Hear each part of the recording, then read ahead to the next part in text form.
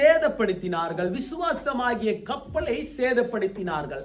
யார் சேதப்படுத்தினார்? ஆகவே 2 பேர் சொல்லப்பட்டிருக்கிறது. நமக்கு தெரியும் நம்முடைய குடும்பத்தினுடைய விசுவாசத்தை யார் கெடுத்ததென்று.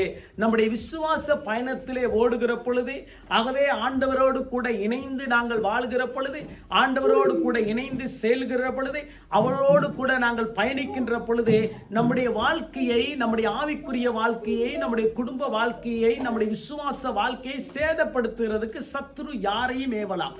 ஆனால் ஏவும் பொழுது ஆண்டவருடைய கிருபையினாலே, ஆண்டவருடைய இரக்கங்களினாலே, ஆண்டவருடைய தயவினாலே தேவனுடைய வார்த்தை தாமதமின்றி அவர் அற்புதம் செய்வார், தாமதமின்றி அவர் காரியத்தை செய்வார் என்கின்றதான அந்த விசுவாசத்திலே ஓடுகிற பொழுதே கர்த்தர் அப்படியே செய்கிறதுக்கு போதுமானவராயிருக்கிறார். பாருங்க, இந்த இடத்துல நாங்கள் பார்க்கின்ற பொழுது பாருங்க, அந்த வசனம் சொல்லுகிறதே, இந்த நல் மனசாட்சியை சிலர் தள்ளிவிட்டு, நமக்கு ஆண்டவர் கொடுத்ததான நல்ல காரியங்கள், ஆண்டவர்